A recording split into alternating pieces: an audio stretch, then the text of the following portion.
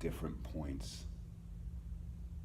in this where these fundamental flaws or misperceptions show up.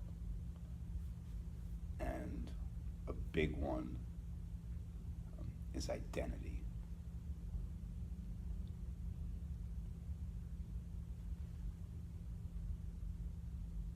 We have experience, there's experience going on.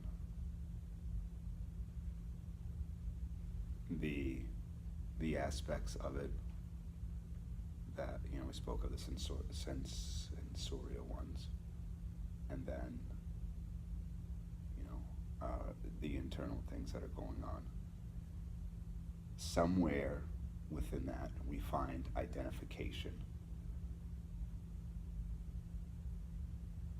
Aspects of this experience that we claim.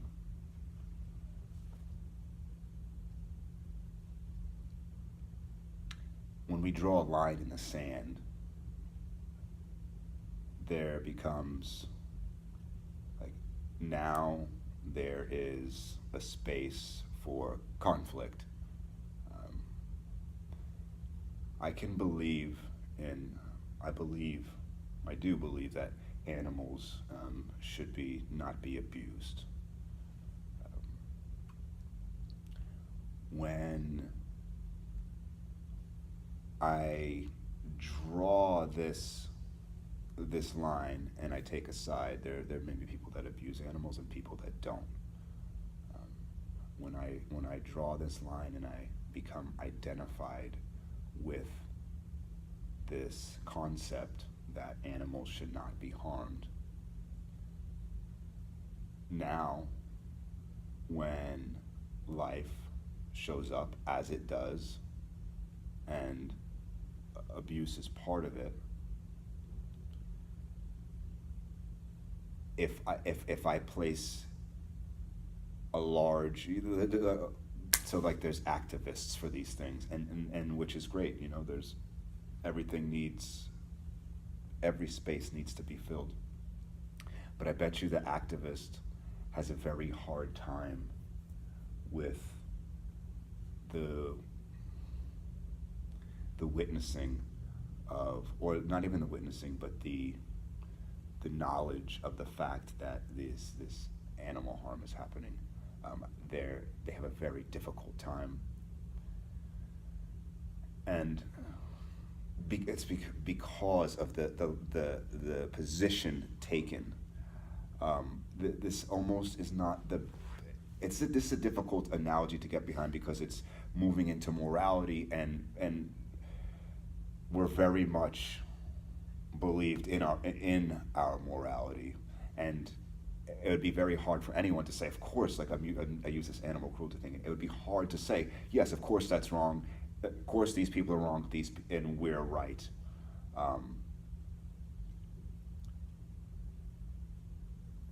It's a little bit of a deep place to try to sift under, but the reality is, it is what it is, pre-label or judgment.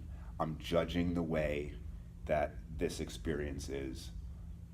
It doesn't mean that I couldn't act in line with believing that I should help and do my best and not to harm.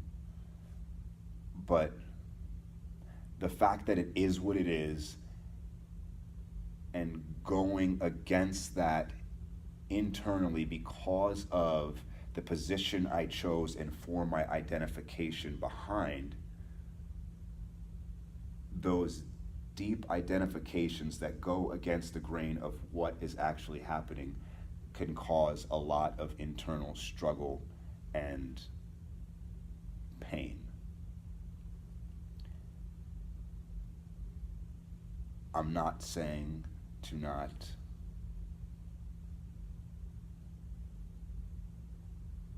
not move towards what moves us, and I'm not saying to not be involved emotionally and or mentally but I'm pointing out that the places in this experience where we start to feel discomfort come from a point of identification. This again, that was I'm having a hard time with that analogy because it's so again it's so deep in morality. Um,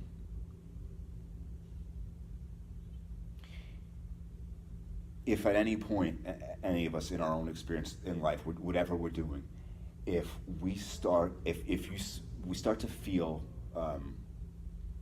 uncomfortable or upset about something or angry, if there's enough presence of mind, we can question ourselves. We could use that feeling to question ourselves in the moment, to wonder what is going on, what's really happening. Because on the surface, it would say, "You did something to me. You're wrong. I'm upset with you." But if we follow that back, well, what's really happening? Oh, something was done in contrast or in opposition to my belief system. I believe things should be this way. You just did something that is in opposition to the way I believe it should be right now. And now I'm in this state of discomfort, which I am projecting out towards you. What's really happening is I'm having, my experience is now tainted, and I don't want to go back to the pain thing. It's tainted, and it's become an uncomfortable experience that I'm experiencing firsthand as myself. There's another saying. It says, holding a grudge is like drinking poison and expecting the other person to die. Well, when I'm upset with you, which in reality is me not accepting what is, that is is contrary to my belief system, now this thing becomes uncomfortable, disruptive.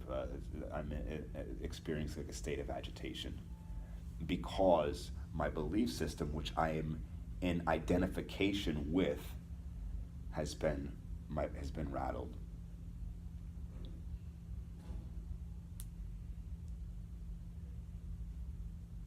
On a closer to surface level, where things won't have to cross into deeper waters,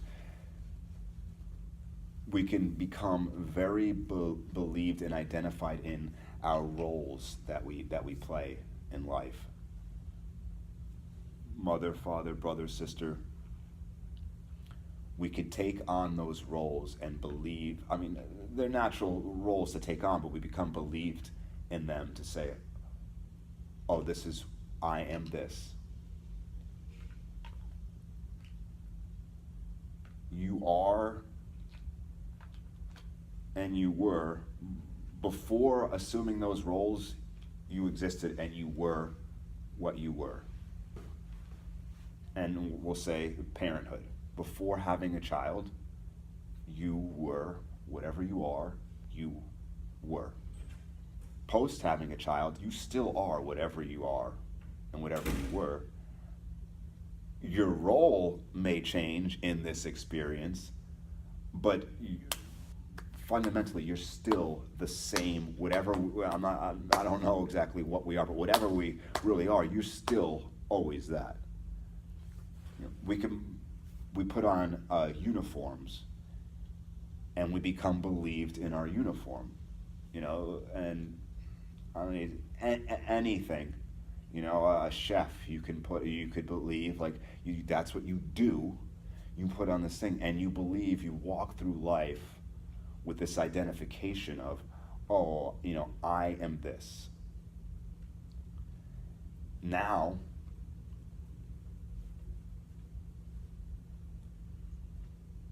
if something happens in life that is or opposes the idea of the costume that you've assumed to be you, my costume believes and does and acts in this way. So if another costume approaches and offends the structure of the costume that I've assumed to be me and I placed identification with, now there's conflict.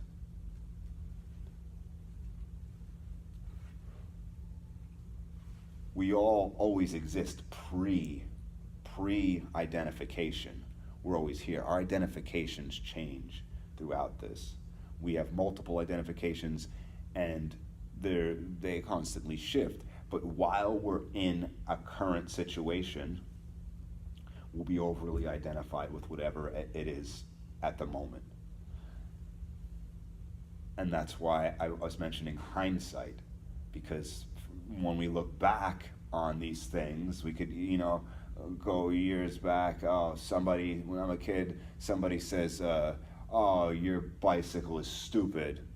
I could be like ready to get into a fight because they dissed my bike and, I put so much into it and but now if I said my bike's stupid, it wouldn't even register to me. But I was identified with me and my bike back then. Right? Those psychological perceptions or misperceptions that's always happening. That's all, like, present moment, we are all wrapped up in different identifications and belief structures. We're not seeing it because it's the current thing. And so when you're looking through a pair of orange sunglasses, everything appears orange, so you don't question it. But it's not until you take off the orange sunglasses, and usually what happens is we would take off the glasses and put on another pair so quick you would never know that you changed them. But when you look back, like, oh, back then I was wearing orange glasses, but in reality, everything's purple because now I'm wearing the purple glasses. And again, not until you take those off can you see, oh, I was wrapped up in purple.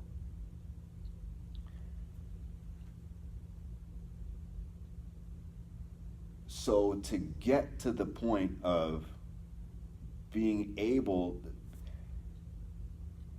to see that we have a pair of glasses on right now,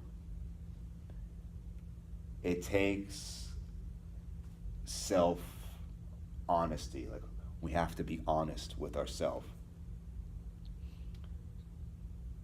A lot of times we won't be willing to admit to ourselves that the structure that we are acting within is flawed or is wrong. We can oftentimes will feel it, but we won't want to say it to ourselves or look deep enough to be like, you know what, the way that I've been, or even if there's a specific situation that went down or is going down, and to not be willing to take a moment and acknowledge or even entertain the possibility that, wait a minute, maybe I'm approaching this from the wrong way, and maybe I'm not accurate in my interpretation of this right now. It becomes difficult to do because we can become so believed in the narration of this experience. That narration we become identified with, that inner voice. That inner voice speaks from our belief system. That belief system which is influenced by life, our experiences, our surroundings,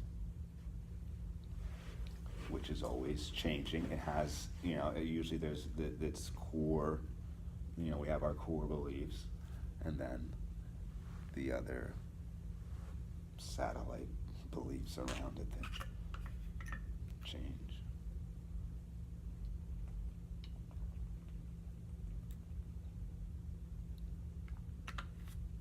And it's like, why is this important? Well, anything can be important, whatever our attention goes, that's what's important to us in the moment. You like fishing, it's important to you. Somebody who doesn't, it means nothing. It wouldn't even register. There's infinite things to that attention can move towards, and we can spend like a lot of attention and energy over here with this pursuit or this idea, and then when we're done with it, we can move to the next one, and then maybe we go back to the other one, or we go to another one. But throughout all of those pursuits, this identification game and the belief systems and misinterpretations and glossing over these subtle things, that's always happened, regardless of any endeavor in life. This thing is going on underneath. So this message is like, it's all inclusive. It doesn't matter. There's no endeavor or profession or religion, or that there's nothing that is excluded from what's this, like what we're speaking of. This permeates all those things. So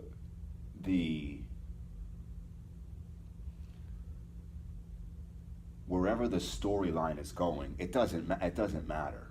Like, everything's all good. It's about seeing what's happening from within the story and not attempting to find. You can't find, if say we're drawing a picture, you're not going to find yourself as the artist in the drawing. No matter what you draw, even if you drew yourself, you're not going to find yourself in the drawing. Maybe you can draw characters on the paper that are like, if you have a really good artist, that are like pointing off the page towards yourself. You could probably do that. And maybe after you drew that enough times, you would somehow look at that and maybe see. And that's what, like, the storyline is. If we're attempting to find ourselves there, then we just have misplaced identifications. That it's fine, but it's like a hamster wheel,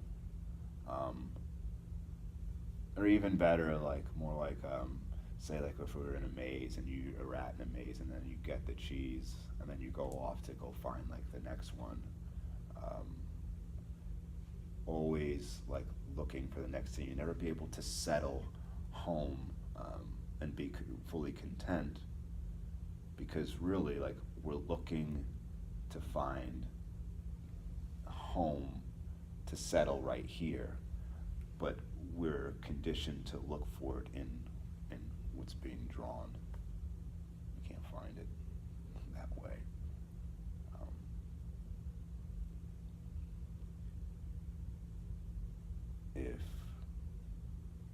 If we were asleep right now in a dream, we usually would never know it.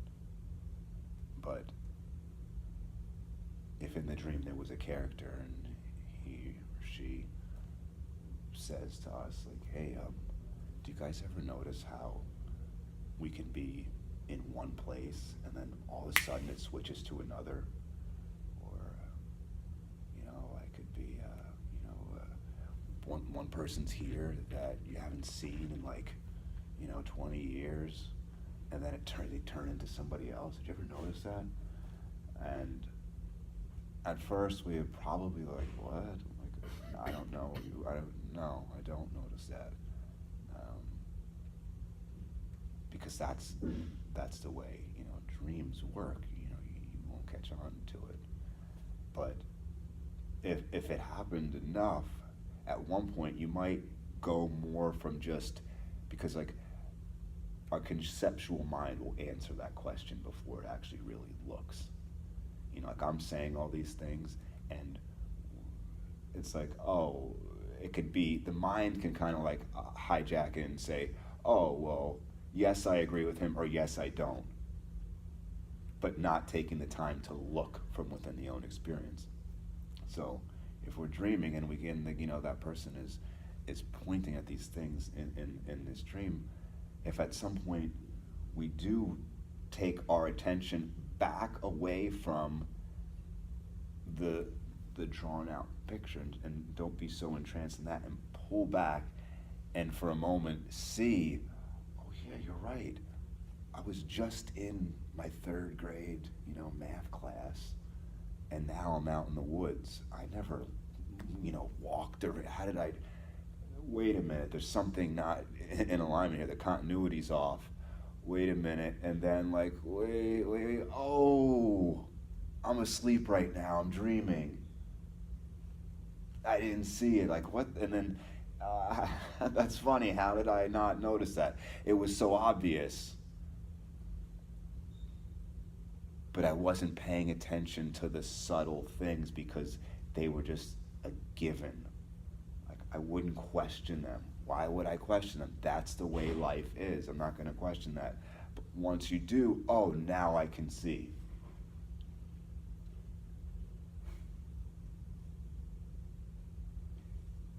I believe that can happen here. In this.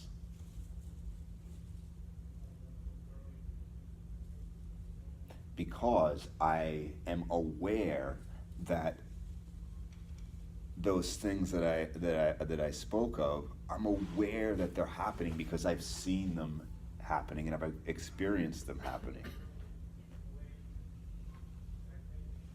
I fall back into the dream. If anyone's ever woken up in a dream, you fall back to sleep in the dream and you forget. But if we continue to point out the misperceptions, there becomes more and more awareness of the deception that our false beliefs create around this. And when we start to see where our experience is being hijacked, it starts to lose its power and potential to pull us away from neutral or just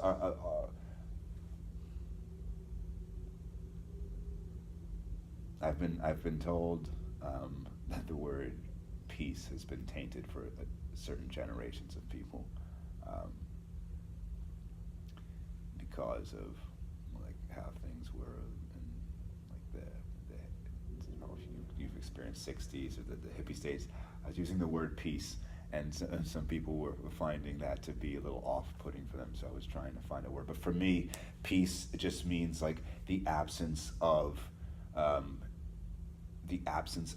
just discomfort. And so, I don't even know why I was speaking of peace anyway. Now I lost my train of thought, but regardless,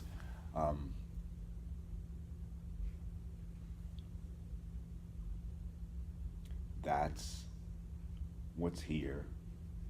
The baseline is always here. There's the baseline, the starting point, and then the movements from there that take us to, we could be experiencing extreme joy or sadness or in any direction, but all of that stems from a neutral place. That neutral place doesn't disappear when we're caught up in whatever movement. It's still here, but our attention goes to that place. just like our attention going to the picture, our attention, like when I was expressing the experience and the components of it, the sensory, and then our internal state of usually thoughts and emotions. And so when any of those things are present, our attention can go very strongly there.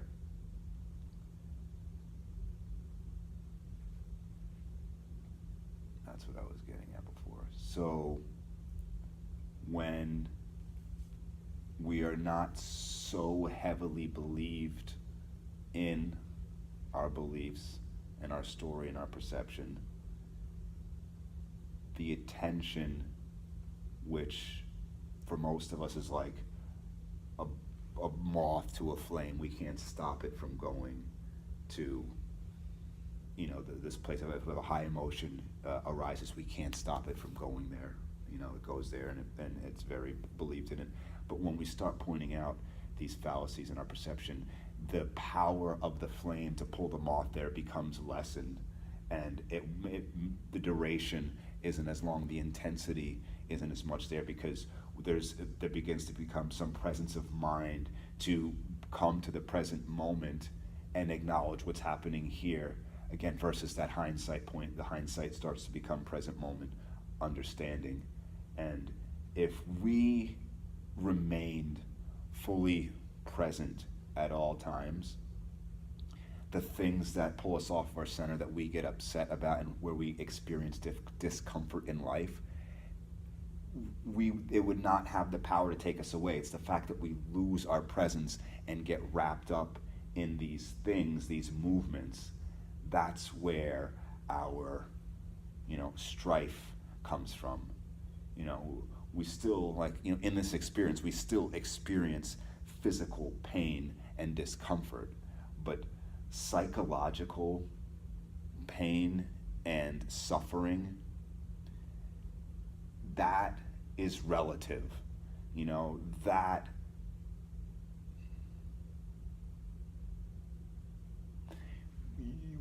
That we can turn down the flame on that.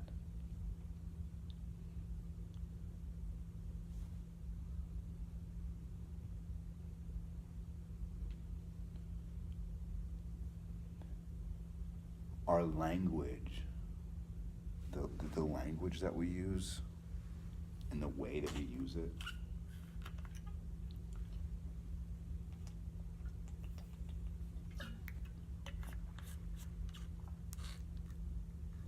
is very reflective of our psychological misperception and our misplaced identifications. When we speak,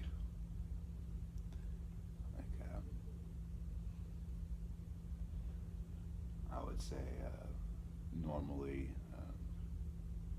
I used to bartend. I meet somebody, they say, exchange names. Oh, what do you do? I'm a bartender. It seems, of course, it seems, commonplace and normal. But if I look at that, I'm saying to someone, I am a bartender. No, I'm not. I'm doing that for money. I don't even want to be here. But the language that I'm using, I'm saying that's what I am.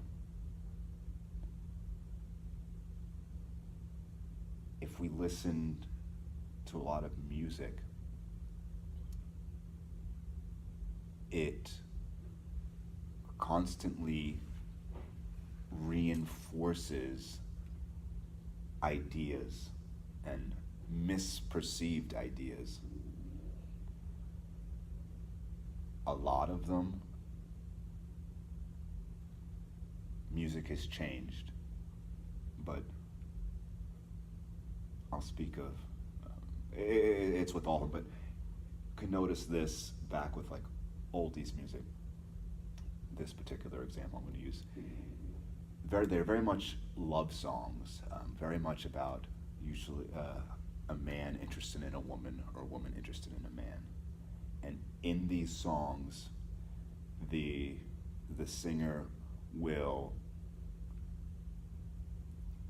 project all of their happiness onto this other person, to the person of their interest.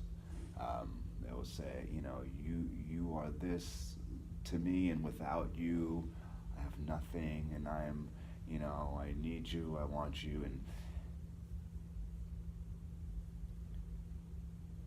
it reinforces an idea in our psyche about that something outside of myself or someone outside of myself holds the key to my happiness and my internal state.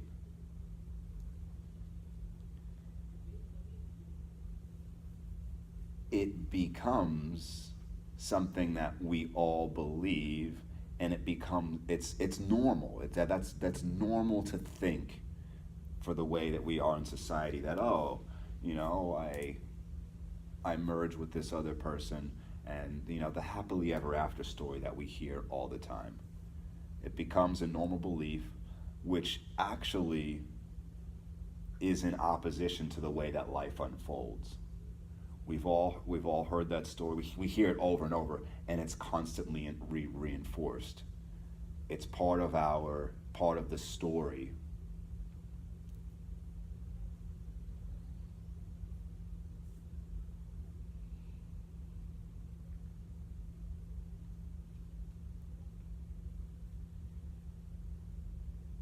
If we pay attention to the language and the subject matter of the language, we can see our cultural psychosis.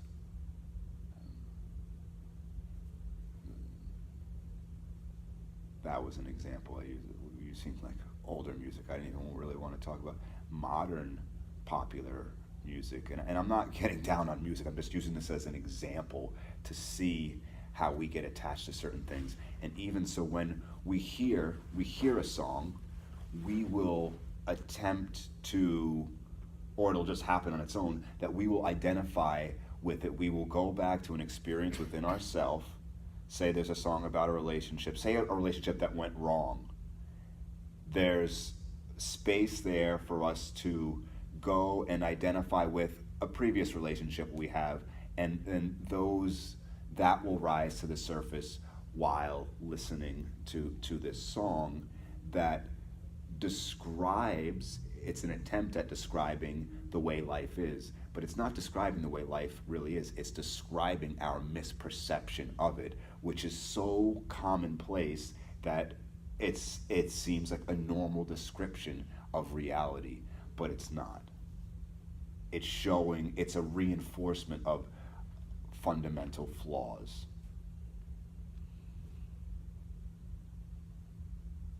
On a psychological level.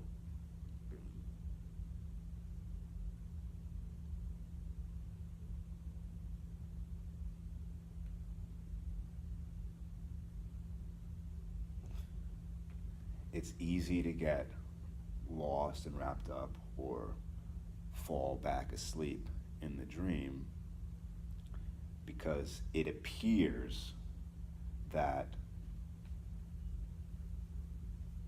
there's constant reinforcements of our belief structures. And we live in society, and when the general belief of a society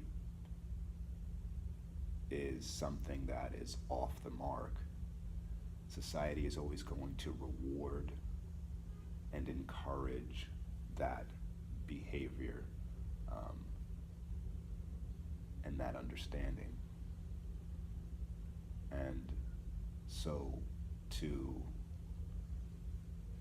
start to see through it can become a difficult thing, because as the seeing through it happens, day-to-day conversations are usually not in opposition of the societal standard of living and thinking and believing. So when we interact with the outside world, it often will like dampen that flame of deeper like inquisition or seeing more clearly, and it will start to reinforce like the hypnosis.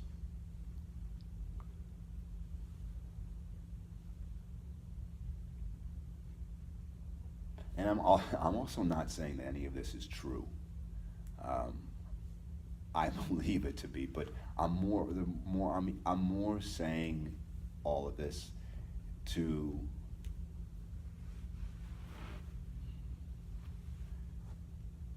push individually for us to look at this in our experience, like as life is unfolding, as it's happening, maybe like one thing like sticks, and there'll be like that spark of inquiry when something's going on, to maybe look and say, oh hey, yeah, I just changed from this to that, like that, and where was the gap, and like wait a minute, to start to so it can be seen, like so to see the glasses that we're wearing, which becomes so difficult because we've been wearing them for so long that we don't feel them on our face.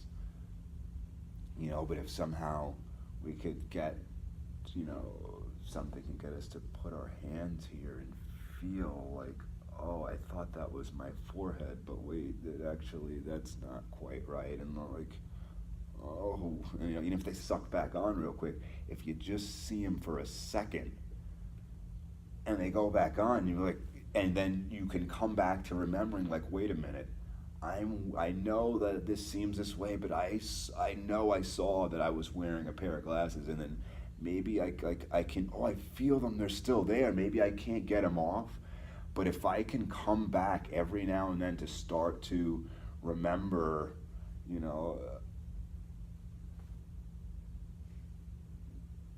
there's a possibility that they can be taken off. I believe that's speculating, and that's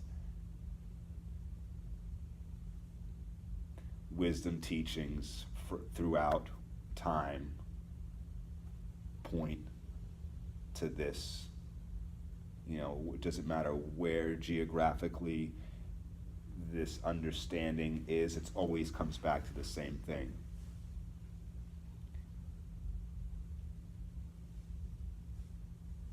These individuals who have these, written texts describing what is always has been what is, and what is always going to be what is, regardless of the story that's going on. Whatever the dream is, it doesn't matter. The truth is the truth. And those who have come before us and who have seen through this and who lived the truth, they say that these can be taken off for good. And I believe in that. And I know that belief structures can be incorrect, but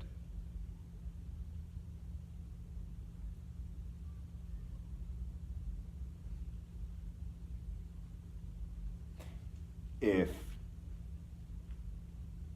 1 + 1 is 2 and 2 + 2 is 4, and I don't know I've never seen 4 + 4, but the people who have seen 1 + 1 is 2 and 2 + 2 is 4, and the next step they told me was that 4 + 4 is 8, I'm inclined to believe them, being that I've personally experienced the addition to that point.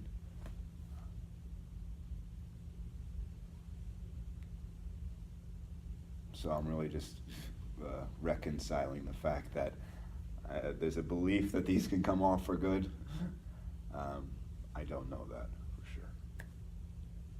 So.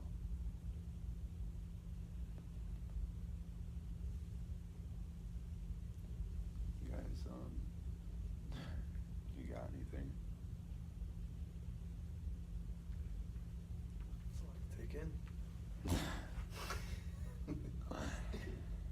Yeah, it's why I like to keep, I'll keep doing this, Like when you're saying that though, like I'm thinking people who take things too seriously in life identify with those roles too,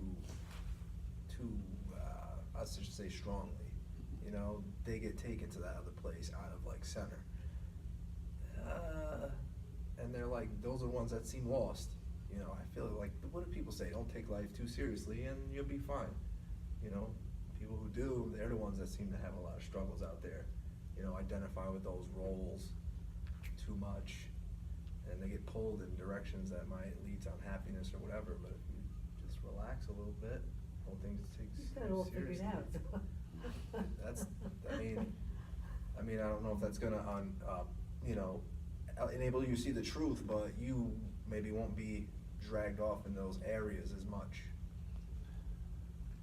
That's kind of like some of the things I was getting He's far more in his head than you are.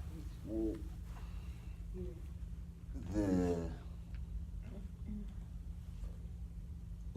so say the people like that you were describing caught up in the role.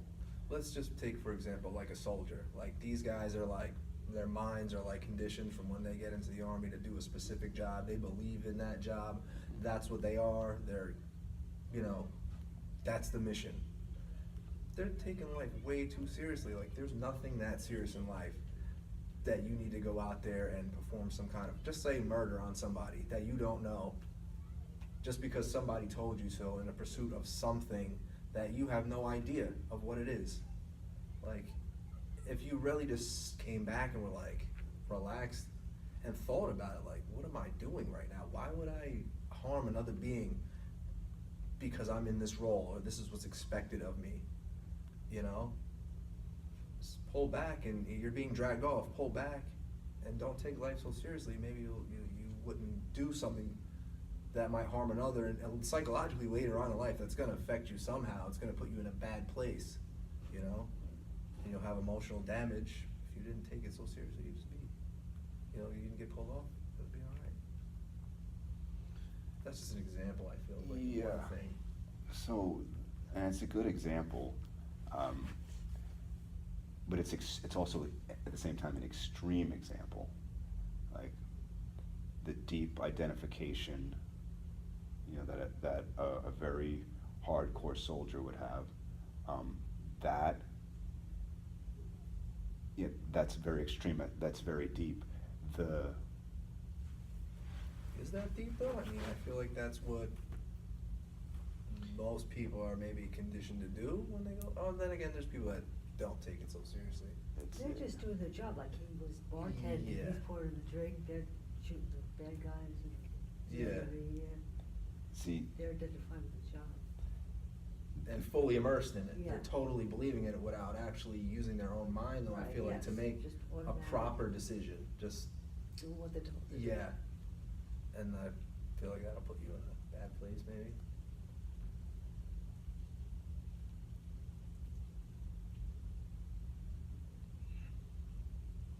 when we start to, because we're going back into the story right now. This is how, if we were dreaming and we woke up, this is how we fall back to sleep in the dream, because we start playing with the story, choosing a side and having an opinion about the story and about the characters in the story, and we go right back into the thing and lose and forget.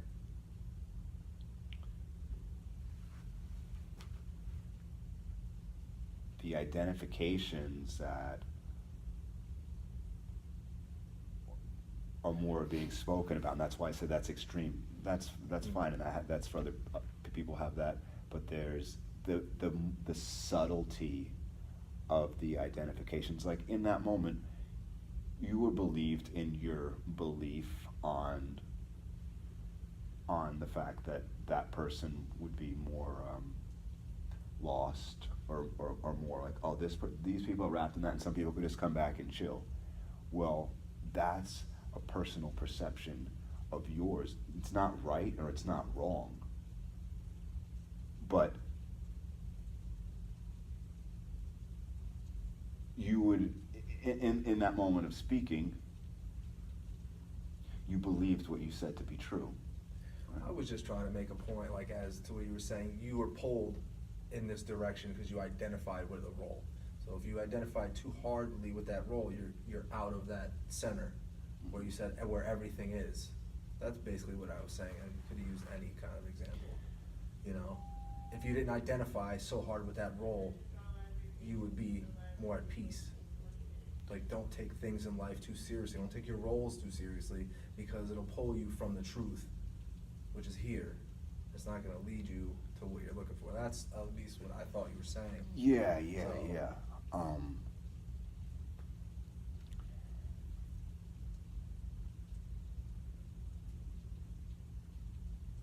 It's about seeing where our identifications are. It's so much easier when there's a very gross aspect of it to see. And that's why I was addressing the subtleties of, and the things that are overlooked and glossed over. And that's why my definition of extreme, it could have been anything. You know, like you said, it could have been anything. And so that's so much more, oh yeah, that's so easy to identify, like, of course. And you would even, that's why you say, oh, you know, if you come back and breathe and think for a minute, you can see that. And you most likely, you can, if, like I said, you're willing to be honest with yourself. So that self-honesty needs to go even further. And so, okay, I can see past the clothing costume that I'm wearing and the role that would play. Okay, let me now go a little bit further and start looking at some of the other roles that I'm playing, the identifications that are closer to home, that like I said, I normally would just say they're a given. Things that aren't up, that I wouldn't think were up for debate.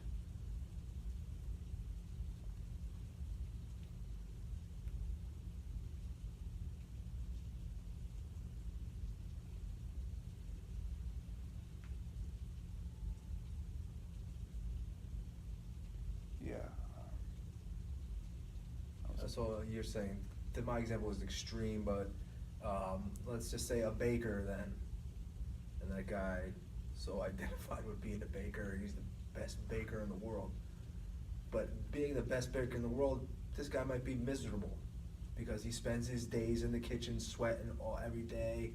You know, he's good at it, but he really doesn't enjoy it, but he identifies with it.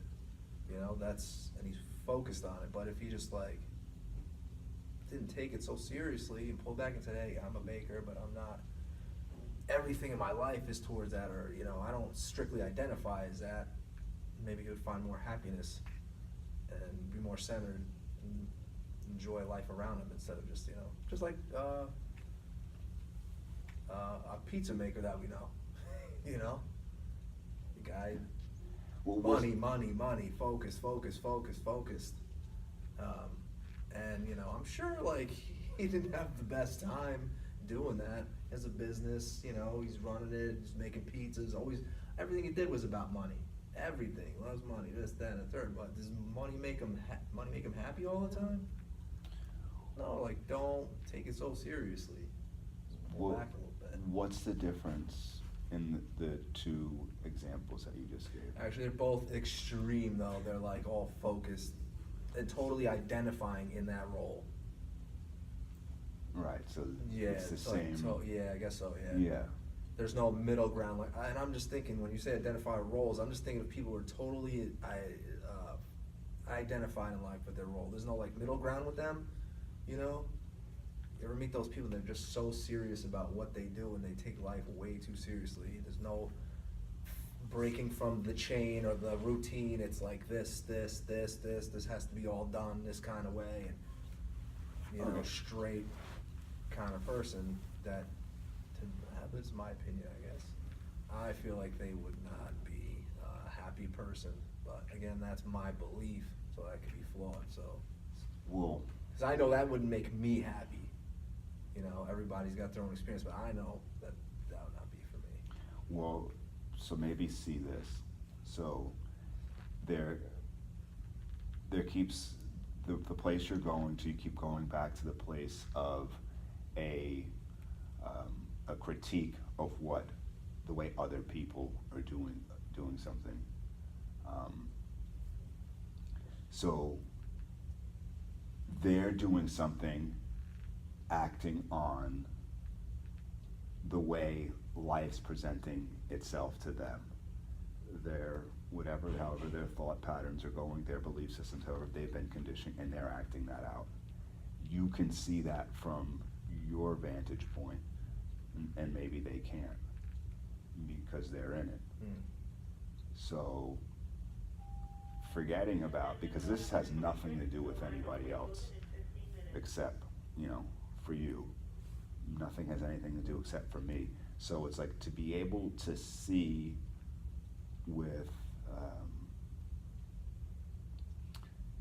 self-honesty and true like introspection, where are you placing your identifications that are off just as much as the extreme can be, because that's the only thing that's going to bring you to a more understanding, will be able to see from within yourself. And again, like I said, some things are more, the more gross they are, the easier they are to identify.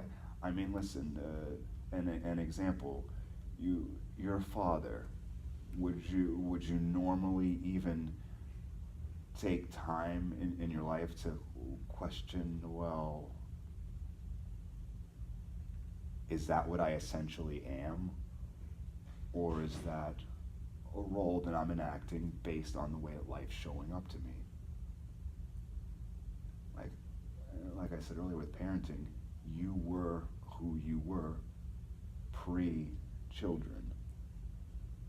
This is post, and did you leave existence and something else came into existence that's a father? No, it's just another role that you added on to the many roles that you have. Right. Yeah. And so that's why I'm saying some of these things are very subtle, and especially the way that we move within a society, we reinforce these ideas. That nothing wrong with the roles in any spectrum of the roles, but again, it's just to see more and to continue to break down and go further and see where I don't think that these misplaced identifications are. Again, and it's not, because Yeah. saying that could kind of be interpreted a certain way, but it's not that.